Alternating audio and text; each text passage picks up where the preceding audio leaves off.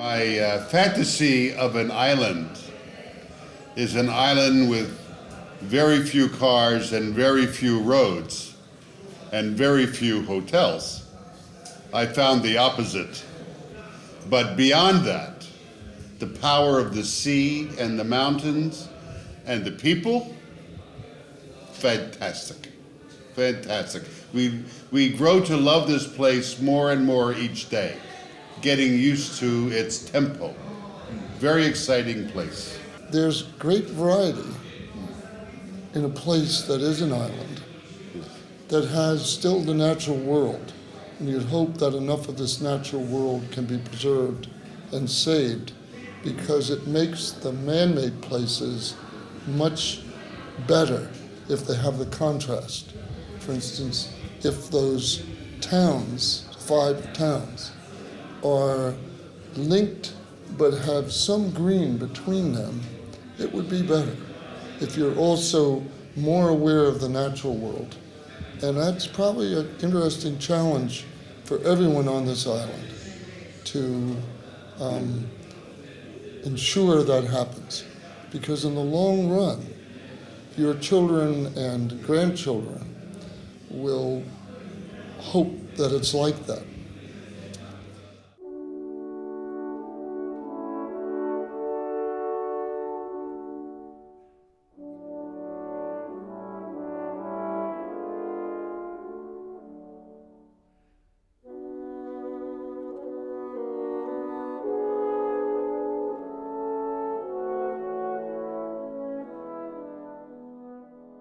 We just heard a scooter go by, and that is a problem or an issue that all urban centers of the world, which are increasingly more dense and more compact, that they confront issues of air pollution, of capture of rain for the health of the natural world, space for human habitation.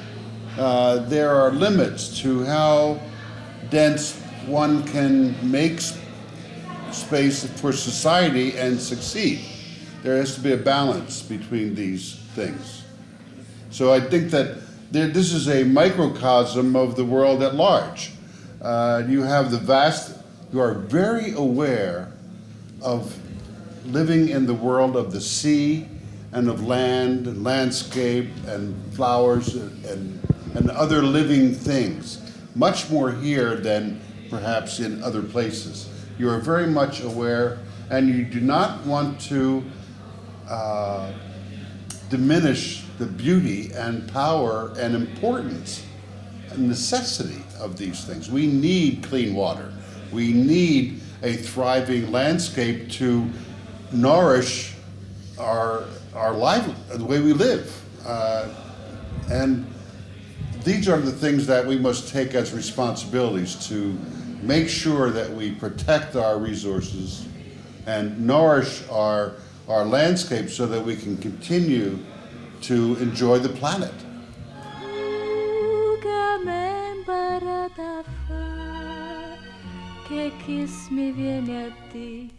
Io devo rivassare, io portando con me, che t'aggi di taffa, sono innamorata di te, perché vassana ma così, tu mi hai imparato a te, sti cose sconosciute. Capri sorriente sta luna, se ne soggiuta con te.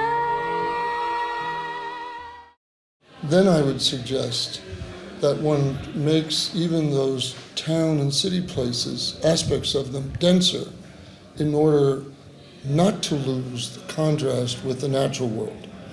If you spread it everywhere, you will lose what you value.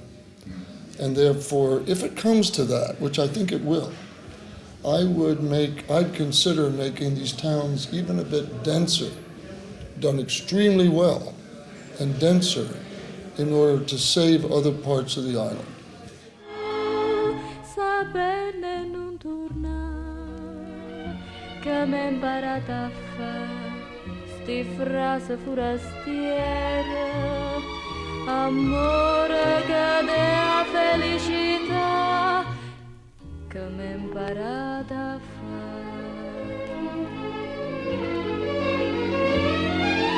Capri sorriente sta luna, se ne soggiuta con te,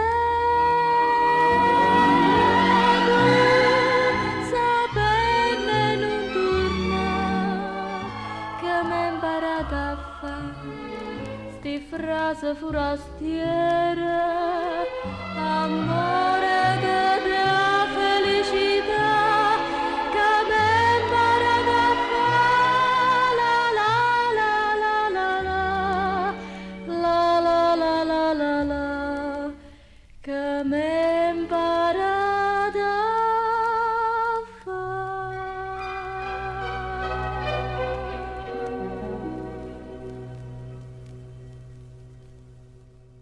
As you know, sustainable design has captured the imagination of everyone on the planet in some way, either pro or con.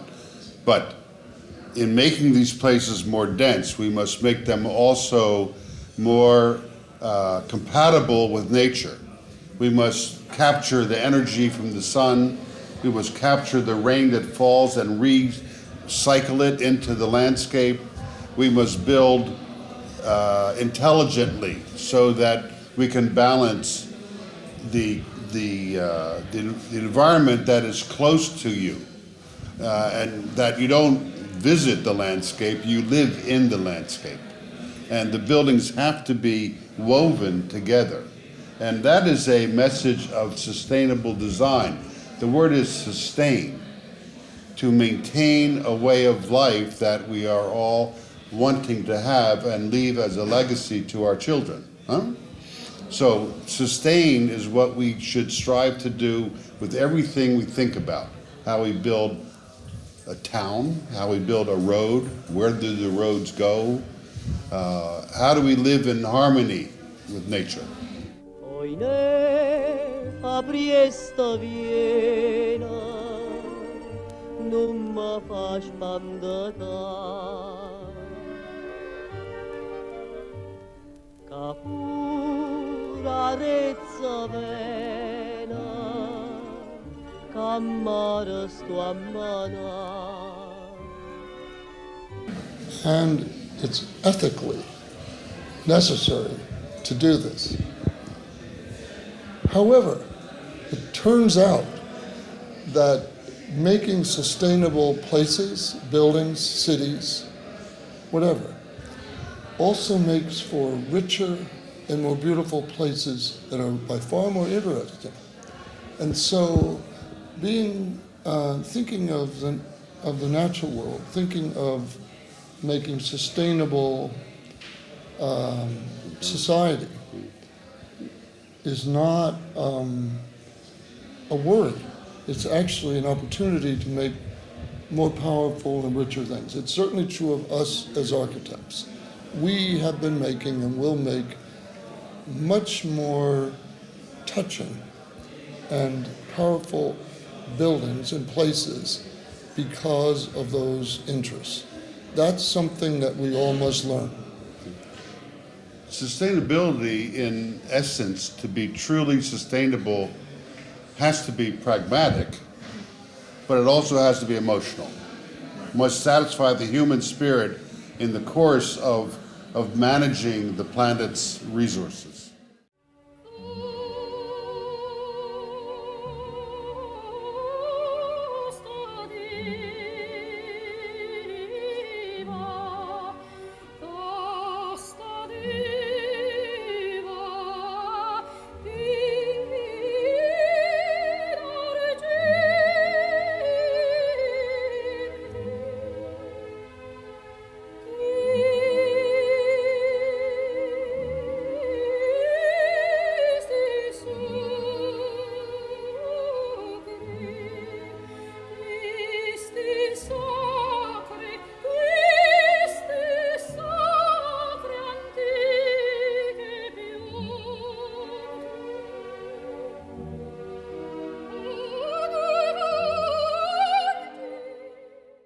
one continues to learn from everywhere, as we are here, how to do that well. I don't believe that anyone has absolute understanding of everything we must do as a culture. And I, therefore, would be suspicious of anyone who says they have all the answers. They don't. We must find those together. What is interesting about the circumstance here on the island and in the world that surrounds us is that we are entering a period in history that is what we call the new layer, the 21st century layer of existence on this planet. And the unique aspect of our existence now is the state of technology. It is like every century has that moment in time, a period of great literature, great invention, great music. You know, there's these periods and moments. And I believe, and we believe together in our practice, that this is the moment for architecture combined with the belief of all the world in sustainable importance. That it is a time now to use our talents in a way that is very, very productive and makes a difference to society. We are at the meeting, as Bernie is saying, of people, places, natural and man-made, technology, and art, which has to do with feelings primarily, and the brain. So we're right there, all of us, and this is a great time, and it carries great responsibilities, but also great pleasure.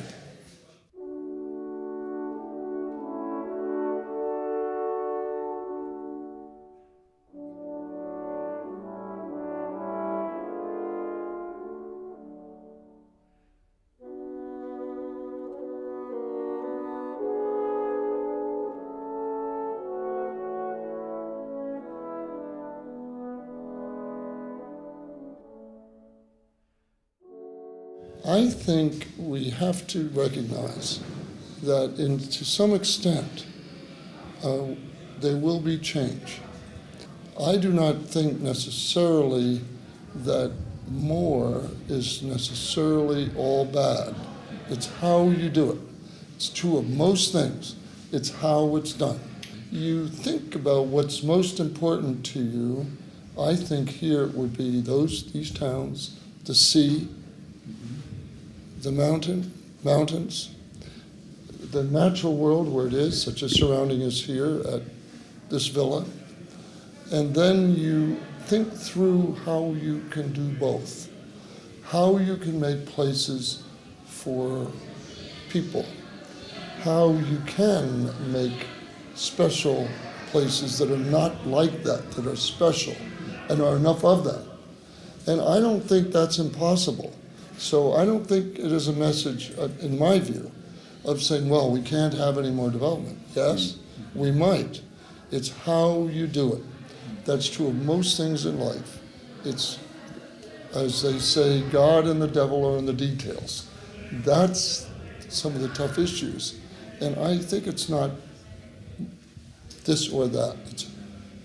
It's this way of going about doing things. Because after all, human beings in this world will continue to change to some extent. It's how we do that and how we let it happen.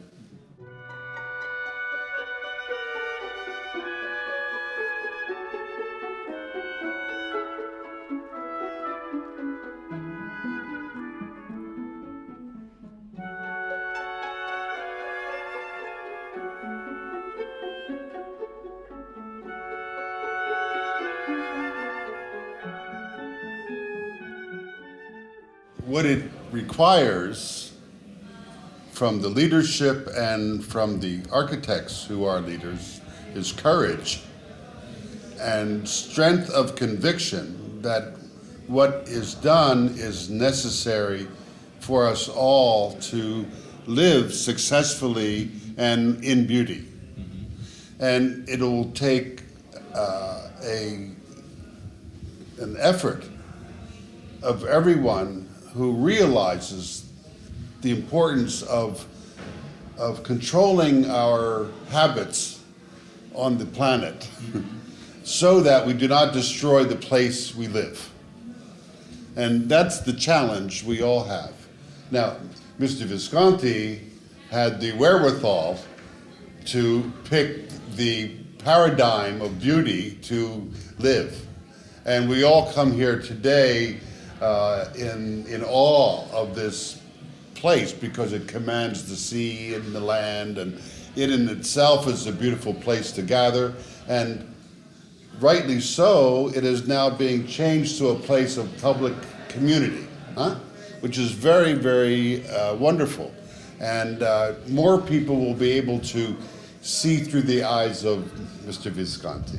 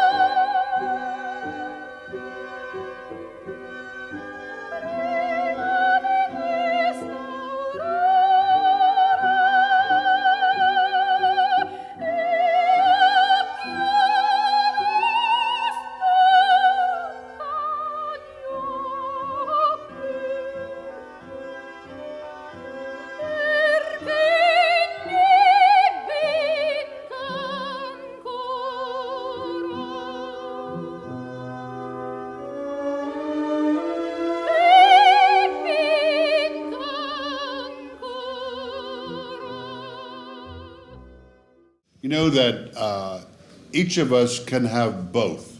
We can enjoy it as the public good entitles us to see it, of the mountains and the sea and the global scale of nature. But we can also, at the same time, enjoy it at a personal level with very intimate relationships to special spaces that we discover. We walk up the mountain and find the brook or the spring or the frogs, right? You look, the wonderful frogs you have here. And I love frogs. Mrs. Williams made this Shangri-La, this fantasy world of landscape for us all to enjoy, really in the public domain and on the personal level. So what is possible for we as architects and people who can make things happen, the leadership, is that we can weave small, intimate, green, natural landscapes into the more dense construction of everyday living and make the connection softer. It's not all one thing here and a landscape that's like a zoo of landscape. We don't have a special wall around the landscape. And the contrast between things often makes them each better. Yes. Now, we've been lucky to have projects such as Apple and also work in our national parks in the United States. And therefore, it's not impossible to do both. Just as if you make a very strong town, as the studies now going on imply, they will make richer towns.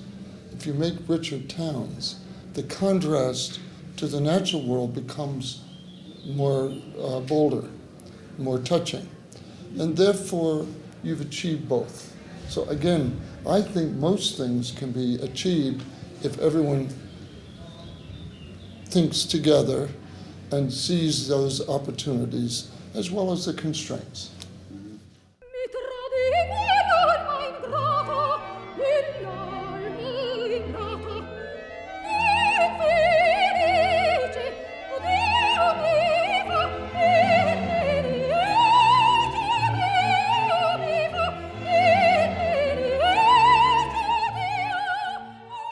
wish to understand what to do, what is the right thing, both emotionally and intellectually. And that's what we all search for. The interesting dialogue that we are having today is that the young people brought up not the building first, they brought up the urbanism, the town planning issue first, and then the building, which we believe is a good instinct. They think in the larger sense, and then they focus in on the particulars of this building. We believe, and Peter can put it in his words as well, but when you come here and you realize the inherent power of being in the sea in this way, and having a landscape that is so powerful that it is above you and it charges down to the sea in this great connection, and then human settlements at these edges between the water and the mountain is a microcosm of the world. And we believe that there are so many lessons of how to coexist with nature, sea and land, that can be embodied in these cities, these small towns, interlaced with nature. And that is a message for everyone. And not only looking backwards at the history of a place, which is essential, but also thinking of the future and what it will become, and how to take the past and actually make it more powerful and more essential. And that's the challenge on the current project we're looking at.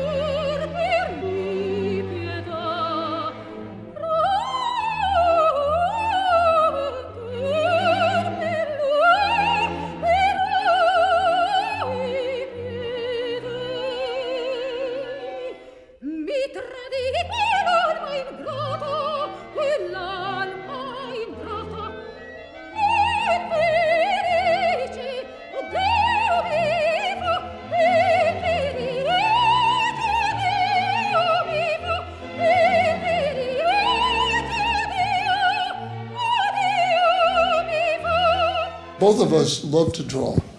Yes. We draw differently, which is really great fun for me and I think for Bernie. And we draw our thoughts and feelings often. Now we can draw aspects of buildings, and we each again draw a little differently, but we're getting at the principles often, the essential issues, the essential thoughts and feelings. But when we look at the natural world, or when I imagine monsters and mythical things, they too have to do with feelings, as Bernie's drawings of that beautiful garden. Yes,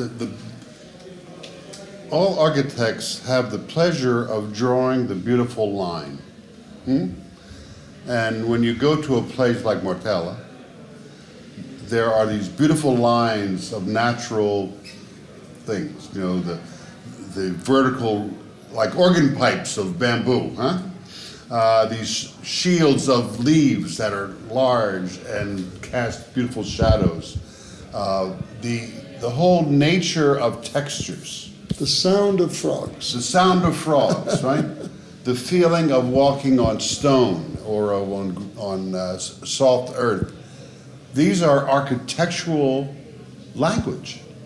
When we make buildings, we start with a line, and the line then tells a story of shade, of how light comes in, of what is in the foreground, what is in the background, How you feel the breeze. how you feel the space, huh? And this, So it's drawing collection. Drawing the flowers is a pleasure just to contemplate the flower because it's so beautiful in its own right. But it also makes your hand more connected to your brain. So when you think about the courtyard, you have the power of that mental control of your hand with your imagination.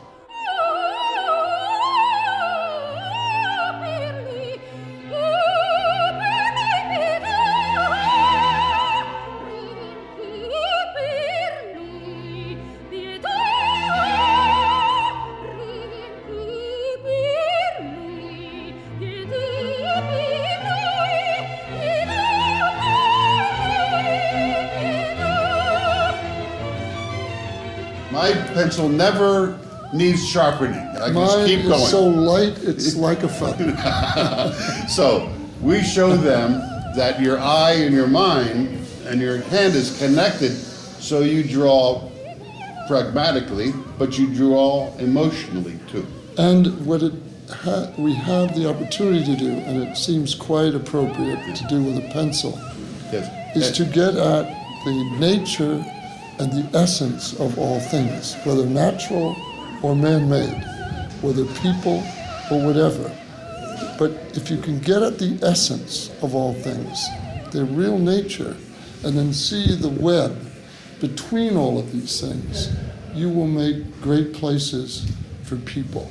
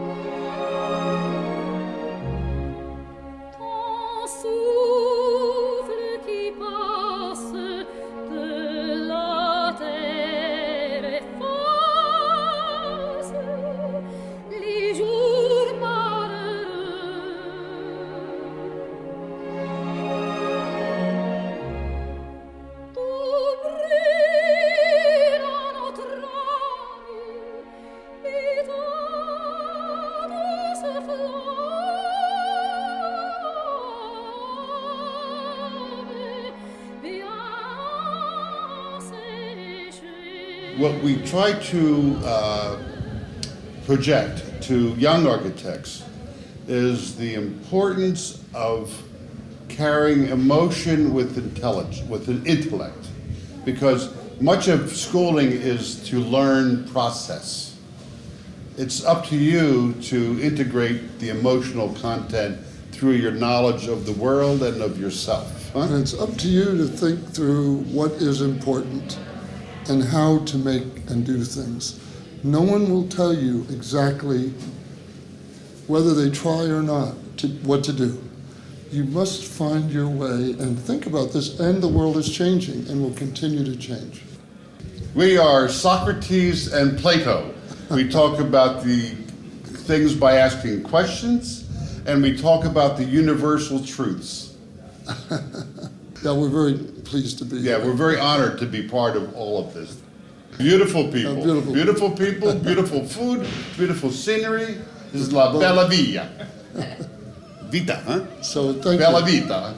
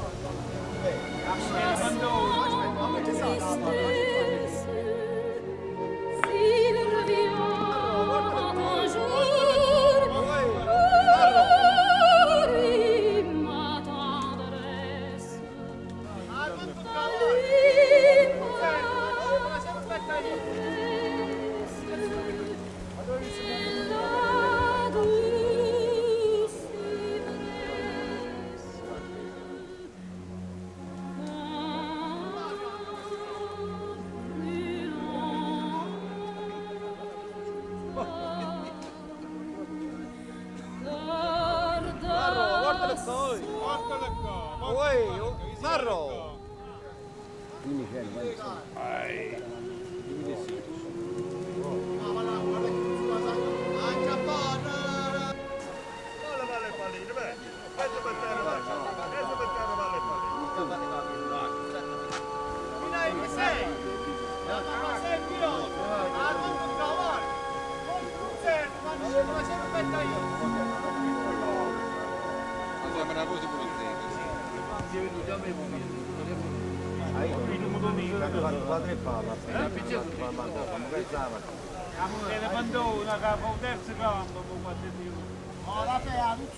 Non è come divertimento, è la gente che ci dà una assegna. Ma la gente che sa più